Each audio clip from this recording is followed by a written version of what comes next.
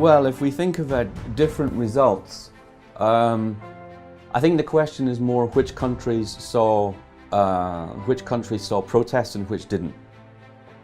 Around half of them did, around half of them perhaps didn't. I think that's the main question. Those that didn't see too much protest, say Algeria, it had a very specific situation, which was it had gone through the civil war in the 1990s. The memory of that was very much fresh in people's minds. I think also geographically Algeria's situation is a bit different as well, because it's much more spread out. So the relations that people will have with power, with government in different parts of the country are very localized. And so you're not necessarily going to have the same sentiment felt by people everywhere around the country, or their relationship with authorities is going to be different.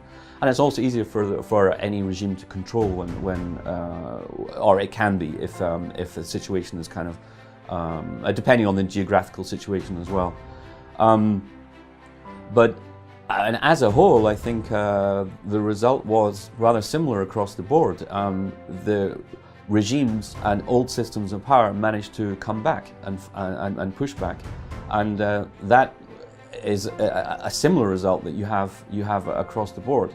You know, maybe we can say that Tunisia is a little bit different, and I think Tunisia is a very hopeful situation, but generally speaking, the main result was that old systems and old regimes managed to push back.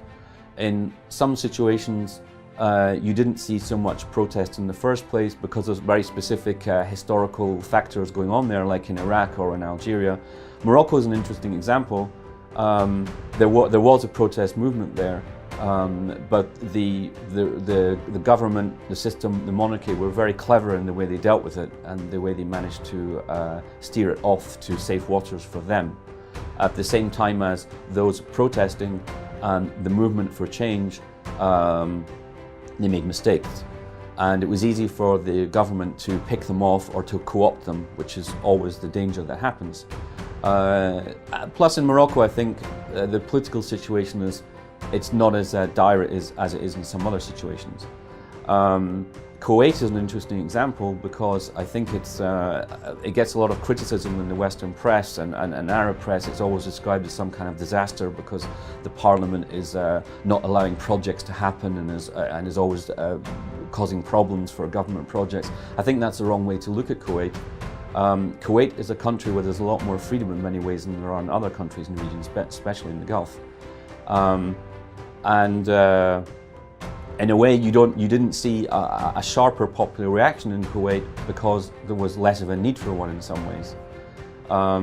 So I think you know, there's a lot of difference in the responses that you found in different countries, but generally speaking, the system as it is managed to fight back. And in some countries, you didn't see too much movement in the first place. So I think that's, as a generalization, I think that's what we have across the board.